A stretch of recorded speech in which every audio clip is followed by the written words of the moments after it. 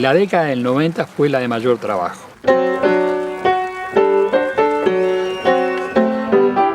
Años de canilla libre de arroz, ¿no?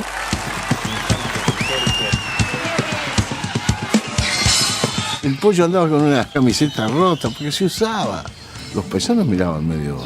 Pero terminaba la presentación y estaba todo el mundo contento. Qué lindo volver al pago y encontrar lo que faltaba. Los festivales no son folclóricos, son de música popular. La música uruguaya tenía un montón de cosas para ofrecerte, como para establecer un Olimpo propio. ¿Cuánto sabemos, por ejemplo, de los grupos de rock más allá de su apariencia personal? Eran los lugares adecuados para lo que nosotros hacíamos. Y eran feos, malos, chicos, mugrientos. Tocabas al ras del piso y la gente estaba... Tener la respiración de la gente acá. Ahí empezó el rock. Una canción que tiene la milonga adentro sin que suene a milonga. ¿Qué mejor le puede pasar a un grupo de rock estar sintiendo que está rompiendo barreras? El uruguayo te hacía sentir que cuando tenías éxito era porque estabas haciendo algo mal. Le rompieron toda la ropa. La impresión que me dio ver todo el mundo. Furor Tropical fue un excelente cassette. Eso no es cantar, te está hablando, ¿no? ¡Aguanta el peyote, carajo! Sonar a Tadei en la radio y decías, esto es de acá. O toda esa cocina que estuvimos haciendo antes de fusionar.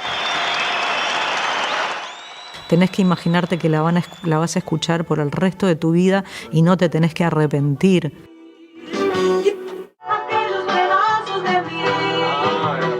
Jaime en eso fue una gran lección.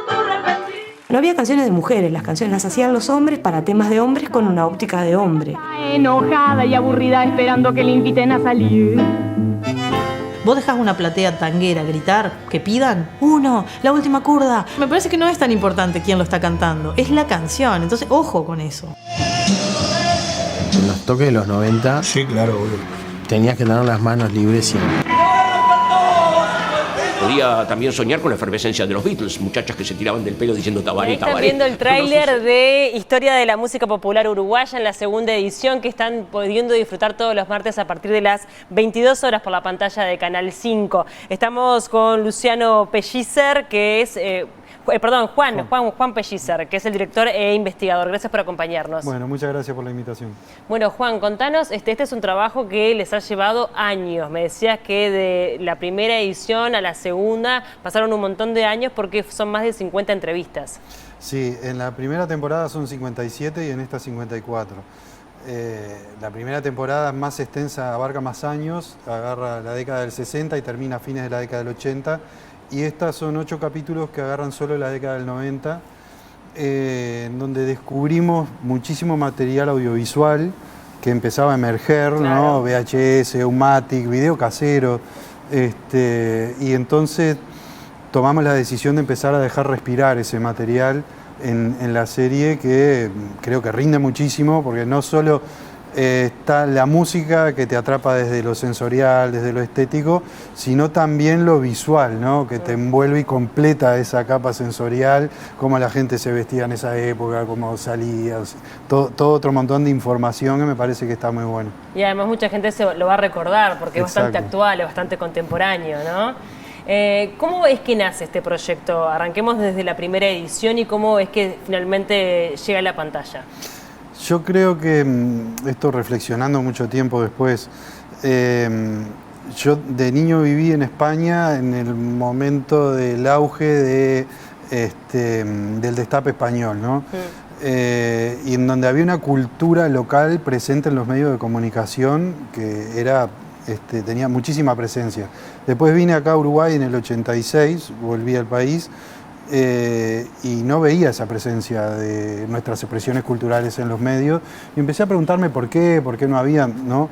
Y eso empezó a generar como creo una semilla en mí que me hizo como ser muy atento y estar todo el tiempo coleccionando materiales, revistas, ir a la feria, buscar discos, juntarme con amigos también muy melómanos a intercambiar cosas, y eso me fue generando un volumen de material que llegó un momento que dije, bueno, acá hay muchísima información, claro, que hay gente que la transmite en reuniones, ¿no? Entre músicos, pero que no estaba muy accesible al colectivo. como reflexión de un proceso cultural. Y bueno, y eso fue también lo que me impulsó, tratar de tirarnos al agua y decir, bueno, no hay nada acá, vamos a tratar de generar algo.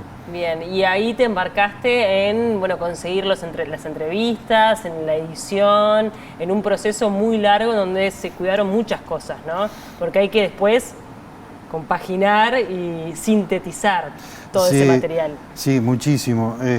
Nosotros siempre decimos que lo que hicimos fue identificar hitos en cada periodo histórico y en cada género musical, ¿no? La idea era englobar todos los géneros, despojarnos de nuestros gustos musicales, y en cada hito hay 2 o 3 referentes, ¿no?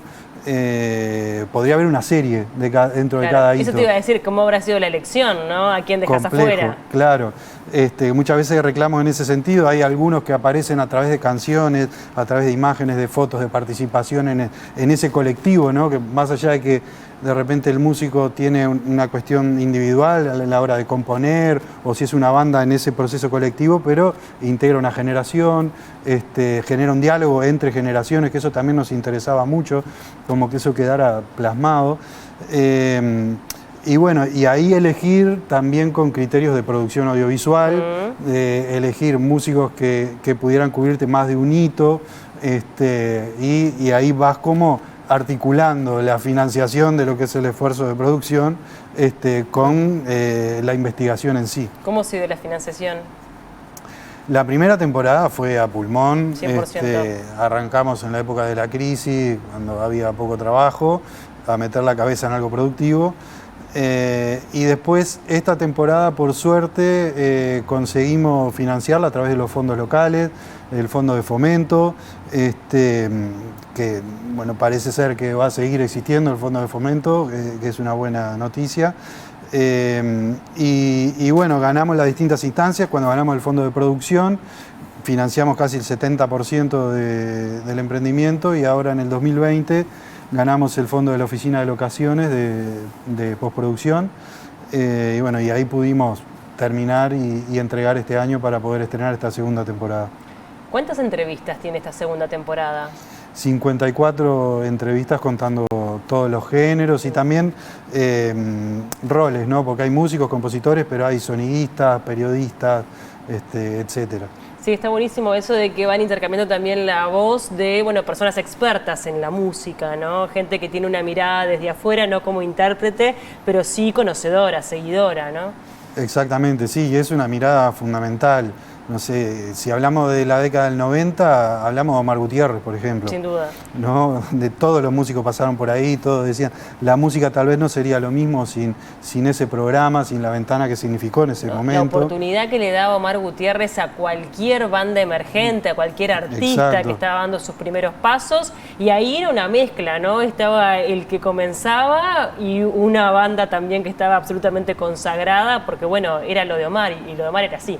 Claro, y así muchos referentes, no sé, Lopecito también, nos pasó muchísimo material, también un referente en lo que es la canción de proyección folclórica, no sé, Gabriel Peveroni tiene mucho trillado con respecto al rock, y también escribía en la década del momento, también me acuerdo que escribía con Darno Jans, o sea, tiene como también conocimientos dentro de otros géneros, bueno, Diego Recoba, que es alguien que ha investigado mucho la música tropical, y bueno, y ahí fuimos complementando con la visión de los músicos, ¿no? Está bueno, es interesante eso de la mirada nacional, porque a veces ocurren algunos fenómenos en determinados departamentos que no llegan acá a Montevideo, pero también son importantes y bueno, y ocupan un lugar. Sí, en ese sentido, como que al vos elegir hitos y elegir 2 o 3 referentes, es difícil eludir la centralidad de Montevideo. Hay un par de capítulos que tocamos el fenómeno de los festivales del interior, que justo en la década del 90 tuvieron un crecimiento exponencial, increíble, en público y en cantidad de festivales, en donde muchos de los referentes tocaban en la mayoría de esos festivales. Pero por lo general sí, es un país muy centralista, en donde muchas de las cosas para ser legitimadas tienen que pasar por Montevideo. Y como investigador no podés eludir esa realidad, ¿no? Claro. Podés analizarla, pero no puede dejar de estar arriba de la mesa a la hora de tomar decisiones. Totalmente. ¿Cuál fue la entrevista que te costó más? No porque te haya sido difícil entrevistar a esa persona, sino por conseguir que esa persona acceda a participar. En realidad que acceda, no tanto, sino los músicos que ahora por suerte están teniendo mucha experiencia saliendo fuera de fronteras, no sé, como el Cuarteto de Nos, o sea, fue complicado coordinar un día y una hora. Agenda. Claro, la agenda. No sé, con Branchiari, pero también lo mismo, siempre la disposición, decían, bueno, nos encanta tu laburo, Sí. Tratemos de buscarle la vuelta para buscar un día y nada, eso fue como lo más complejo. Bien, y en cuanto a las entrevistas, ¿cómo se fueron dando? ¿Qué es lo que buscaban que cada uno de los entrevistados te diera? ¿Y cómo fuiste eligiendo qué poner y qué dejar afuera?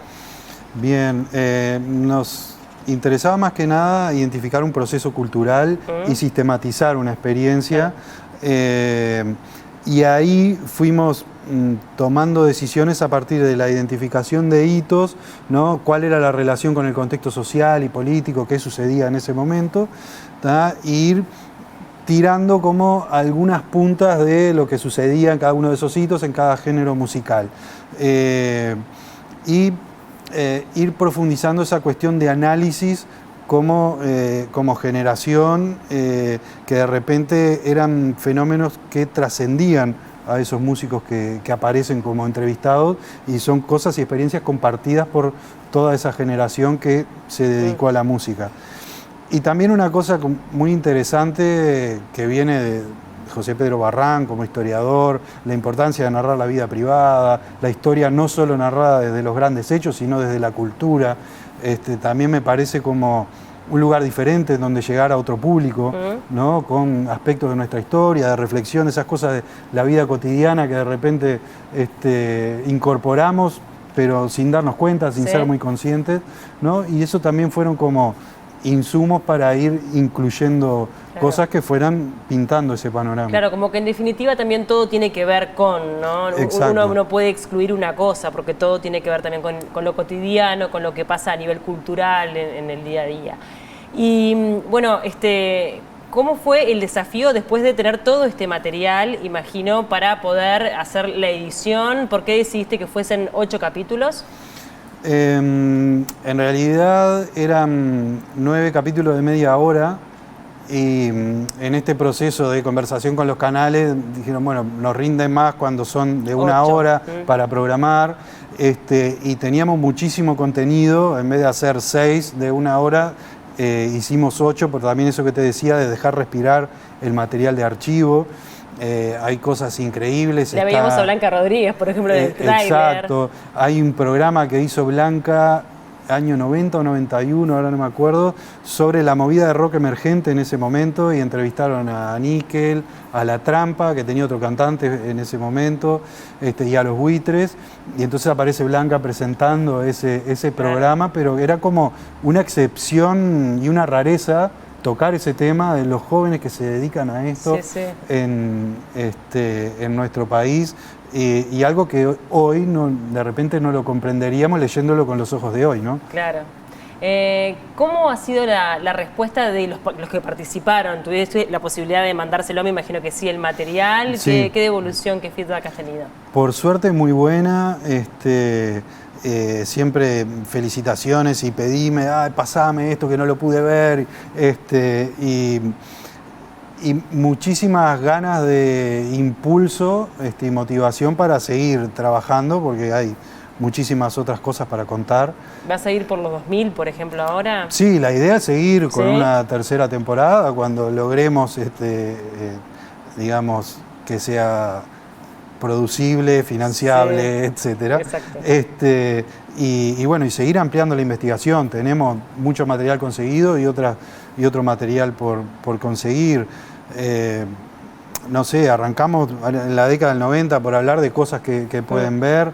Está el surgimiento del Peyote Asesino y Plátano Macho, que eran hijos de uruguayos exiliados que vivían en el exterior y trajeron un poco otro bagaje a la escena de rock.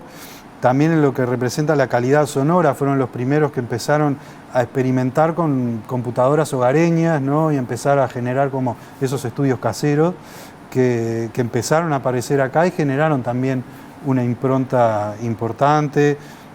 Bueno, la aparición de la abuela Coca, con vientos y percusión en la escena del rock, que no era algo usual. No sé, bueno, Laura Canoura instalándose fuerte en la escena. Hay unas tomas que nos pasó ella grabando con Jaime Ross como productor, tomando decisiones en el estudio. No sé, bueno, Luis Restucia como sonidista, productor. En aquel momento los sonidistas eran todo. Después la figura del productor empezó a profesionalizarse más en esa década del 90, empezó a aparecer el manager, está Claudio Picherno también contando su experiencia cuando arrancó con Nickel. Y bueno, y es ir pintando todas esas cosas que fueron sucediendo en nuestra música y que de repente muchos de los jóvenes que se dedican a la música de repente no la tenían tan presente, y siempre está bueno conocer tu historia, más allá de que la música te guste o no, o te guste tal estilo o tal otro. Creo que está bueno tener como ese pantallazo general, ¿no? De saber de dónde venimos y también para generar un diálogo. Claro, forma parte de la identidad, sin duda. Ahora, si tuvieras que hacer un análisis de la década del 90 a nivel musical, obviamente que podríamos hablar, me imagino, muchísimas horas, pero a modo de resumen, ¿qué podrías decir?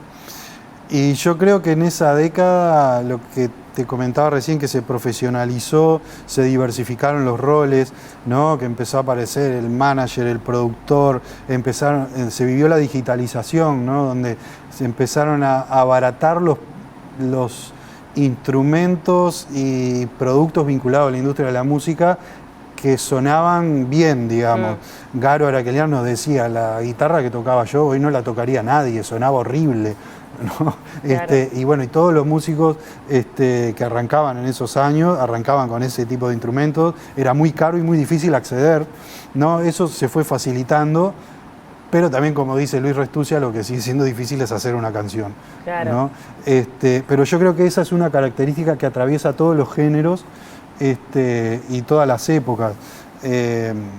Por ejemplo, algo que trasciende esa época, pero las orquestas tropicales, que empezaron a poder tocar en muchísimos lugares más, por lo fácil que empezó a tornarse y amplificar, ¿no? Que ya no eran baffles tan grandes, no había que cargar toda una infraestructura tan grande, incluso algunos incorporaron la tecnología inalámbrica a partir de los 2000, es eso, pero nada, es como un proceso que se fue dando a partir de ese diálogo también con la industria, el avance tecnológico, etcétera.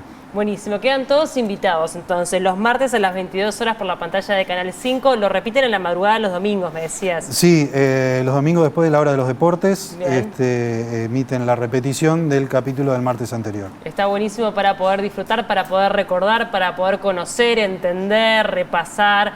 La verdad que es un trabajo precioso el que hiciste, Juan. Muchas gracias por estos minutos y quedan todos invitados a disfrutarlo. Gracias. Muchas gracias por la invitación.